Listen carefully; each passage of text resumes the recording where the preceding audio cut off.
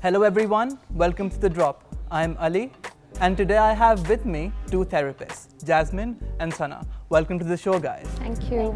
So with the current anti-bullying week continuing in the UK, this begs the question, why aren't people more focusing on this problem within Pakistan? Right, yeah. I mean, this seems to be a systemic issue where it's not just bullying that's not talked about, but it's like the families are unconsciously training their kids just not to talk about their feelings.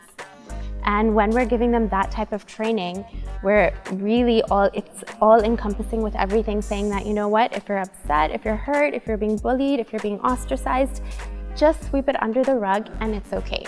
And I feel like there are a lot of parents who don't really want to own that their child is struggling, that their family is struggling. We're very image conscientious, very shame-based. And because of that, a lot of really, really important things emotionally impacting us just don't get touched on. So I also think, adding on to Jasmyn's point here, that it's to do a lot with our cultural understanding as well. A lot of times things go very unnoticed within our culture. Things that are under the heading of bullying for sure are just, again, like she said, shoved under the rug as being seen as cultural elements. And so being called fat or body shaming is a very big part of our society and culture where it's just taken for granted, and a lot of times it is of course bullying but goes unnoticed for sure. Right, so just identifying it is such a big issue. And when I was actually thinking about coming to this talk, I started thinking, okay, well, Sana and I are going to talk about bullying. Clearly the first thing that comes to mind is kids and what to do with kids going through it, but it's such a systemic issue in society. Like, how do we expect children to go to school and not mimic what they're seeing at home?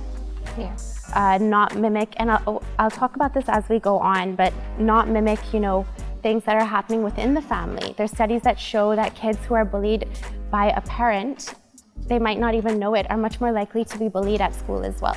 I have a lot to add on this point. But I guess there's a lot of sort of socio-political stuff. Right. As a culture, we're extremely racist towards even just SES backgrounds. There was an incident where a driver walked into Cosa Nostra to pick up a delivery item and he was asked to leave. So these are all indirect forms of bullying. And what are we exposing our kids to? How do we expect them to know the difference? So if you could shed a bit more light on the general forms of bullying kids in particular in the Pakistani society could experience, and also the fact that you've already talked about how the environment plays a particular role. So if you could just shed some more light on how significant this role can be within the environment. So I'm working at a school right now as a school counselor, as a social emotional counselor, and also working with, I'm also a co-founder of an organization called Zavia, and we get a lot of cases for bullying. And most of the times, like you said, the types of bullying, I would definitely say physical bullying is one. Emotional bullying is another one.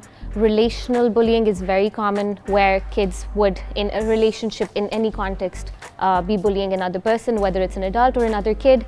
Cyberbullying has taken over a lot. So within a school system, even when a kid is not being bullied in school, they're bringing in a lot of information that they're using on the internet to the school. So a lot of times the bullying that is happening over the internet just crawls into the school, and then it becomes emotional, it becomes social, relational, and physical bullying as well. Right, yeah. In fact, cyberbullying is a huge epidemic right now, where there are tons of studies that are showing that the impact is just devastating. And maybe a decade or two ago, when the child was just being bullied at school, they at least came home to a safe space. Right. But the bullying never leaves the system. It's all the time. And the way that kids are using social media is 24/7. So it's a huge crisis, actually. And also, when you talk about it being a form of crisis, and we can understand how the act of bullying will have many underlying effects for the child as well. Right. So what are some of the signs that we need to look out, particularly parents, to identify their child is being bullied? I mean, in terms of physical bullying, when we talked about, there will be very clear physical signs that we would be able to see. a kid might come home with injuries, maybe lost items, things that they have misplaced. Apparently, of course, not exactly misplaced, but of course being bullied and taken away from them. A lot of times kids would have physical symptoms or complaints like having headaches, stomach aches, having body aches for no reason. Of course, no significant reason apparently, but of course coming from bullying again. The academic grades go down a lot because of this, and there's of course a lot of behavioral issues that stem because of bullying. And generally the pattern that I've seen, and of course that is also kind of backed by research, a lot of times kids who are bullied become bullies themselves. So it's kind of like feeding into each other, and of course we can talk about other effects as well. Yeah. And also in particular, within this scenario, the parents are really important in not only identifying a bullying, but also mitigating the effect. So what role can parents play in anti-bullying policies, or even to ensure that the child does not go on to become a bully, for one? Yeah, well, I think that's a really important question. One of the biggest things that when we're not recognizing emotions and when we're not talking about feelings at home, that's happening is that we're not doing a lot of empathy building with our kids. We're not teaching them how to recognize their own emotions. We're not teaching them compassion. We're not teaching them how to recognize other kids' emotions. So that's probably a place to start. I know a few schools are taking that on. One of the other things is that one of the reasons kids don't really speak up when they're being bullied is because they're feeling ashamed. And there's such a fear that they're already being isolated and they're ashamed of that they often don't want their parents to know. They don't want to take it to a peer and they want it to just go away. So what parents can actually be educated on the signs that Sana just went through. They can be educated in helping their kids talk about it. They can be educated in helping educate their kids to relieve them of the shame around it, that it's something real that happens. And the biggest and most important thing when they're educating the kids is that there's nothing wrong with you. Because kids tend to get bullied and internalize this message that there's something wrong with me.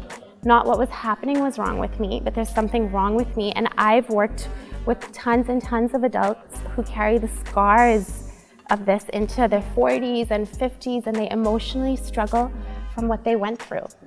Yeah, adding on to what Jasmyn said, when we're talking about efforts that can be done to kind of undo the effects or kind of work on it, of course these kids are carrying a lot of aggression with them. They're carrying a lot of impulsive reactions. Anxiety is a huge form that shows up when kids are being bullied, right? And so with parents, I've noticed with my clients in specific, a lot of times kids would come in and tell that they were not heard enough. So the biggest part here is parental involvement.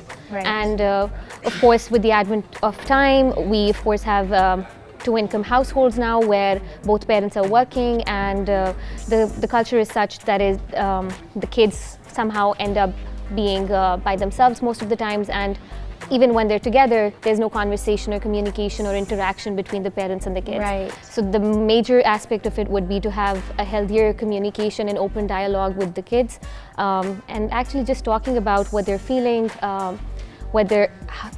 just basic information like how the school day was, what happened, and just stuff like that. So very basic information, but I'm pretty sure it creates a big impact for the students. Yeah, and Sana, I feel like maybe so many parents, they need to be actually educated on the emotional impact that these things have on kids, because a lot of parents are so fixated on performance and grades that becomes a form of bullying. It's like a criticism in the house.